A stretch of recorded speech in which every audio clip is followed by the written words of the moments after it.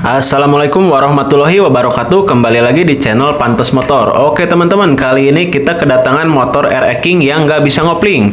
Jadi ketika kita tekan kopling, koplingnya itu keras dan juga tidak mau ngopling. Oke, jadi kita lihat aja di sini ya, kita udah kendorin bautnya. Dan bloknya itu malah goyang-goyang. Oke ya, jadi untuk masalah kopling kita lihat dulu di sini ya. Jadi masalahnya itu di sini. Dan ternyata untuk tuas kopling yang di sini tuh bagus ya, untuk stot koplingnya itu bagus. Jadi sudah dapat dipastikan untuk bagian stot kopling itu aman. Oke ya, jadi di bagian kiri itu udah nggak ada masalah. Oke, lanjut kita berpindah ke bagian kanan ya, di bagian kampas kopling. Oke, kita bongkar dulu aja bloknya ya. Sambil kita bongkar, kita juga buka olinya. Ternyata olinya itu putih, udah kecampur air. Oke, jadi oli putih itu tandanya oli sudah tercampur oleh air. Oke, langsung aja kita buka bagian blok kopling. Dan benar saja, setelah kita bongkar, motor ini udah kecampur dengan air ya. Kita lihat aja, ini air semua ya yang menempel di kampas kopling. Oke, jadi kita lihat sendiri aja ya teman-teman. Jadi di bagian blok kopling itu udah ngendap banget ya. Ini oli bercampur dengan air. Ini jadi udah kayak lumpur ya. Jadi lumpur itu udah ada di bagian blok kopling. Jadi menurut si pemilik, motor ini habis ditinggal ya, atau nggak dipakai selama 2 bulan. Oke, jadi di sini terlihat bersih ya, tidak ada oli sama sekali. Pokoknya bagian kopling itu bersih ya, bersih tanpa ada oli. Oke, jadi ini motor juga untuk pompa oli sampingnya itu udah nggak aktif ya. Jadi oli samping itu udah dicampur ke tangki bensin. Dan sudah dapat kita simpulkan masalahnya itu ada di sini. Tapi sebelum kita ke penyelesaian, kita cari dulu akar masalahnya. Kenapa air bisa masuk ke sini? Oke, jadi teman-teman, untuk di bagian packing itu tidak ada yang bocor. Tapi di sini ada celah yang tidak ditutup. Oke, jadi air itu bisa masuk lewat sini, tapi tidak akan langsung masuk ke blok kopling karena di sini ada packing dan juga dikasih lem.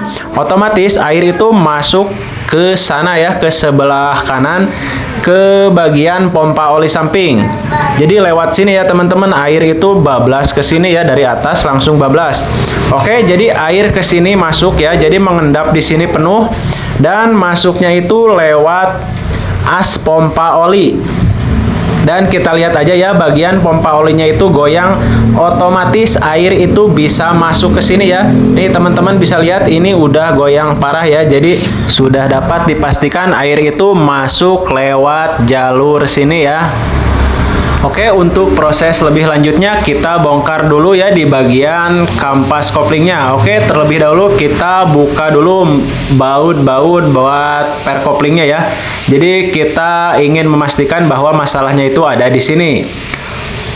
Oke, kita buka aja ya bagian kampasnya, dan kampasnya itu memang menempel ya teman-teman. Jadi udah dipastikan ini masalahnya itu karena kampas kopling itu bercampur dengan air sehingga kampasnya itu macet, tidak bisa terbuka. Oke, jadi untuk ini tidak ada pergantian apapun ya, kecuali kita bersihkan aja. Pokoknya semua bagian air yang ada di kampas kopling itu kita bersihkan sampai bersih. Oke, jadi kita lihat aja ya teman-teman, ini bagian stot kopling ya. Kita mau coba tekan, lalu kita tekan tuas koplingnya. Dan ini berfungsi dengan baik ya teman-teman. Ketika kita tekan tuas kopling, stud koplingnya itu naik turun, berarti ini tidak ada masalah, masih berfungsi dengan baik. Oke ya, jadi teman-teman, untuk bagian pompa oli itu bakal kita tutup ya. Jadi kita tutup seperti ini ya teman-teman, karena ini juga udah tidak aktif lagi ya. Jadi pompa olinya itu udah nggak aktif, sekalian aja kita tutup supaya kalau ada air itu tidak akan masuk. Oke, jadi ini bagian gigi pompa olinya itu kita buka ya, kita copot lalu kita tutup supaya aman. Oke ya teman-teman, ini motor udah selesai dan langsung aja mau dibawa oleh pemiliknya. Dan motornya juga udah beres. Oke, sekian ya. Semoga bermanfaat. Terima kasih sudah menonton. Assalamualaikum warahmatullahi wabarakatuh.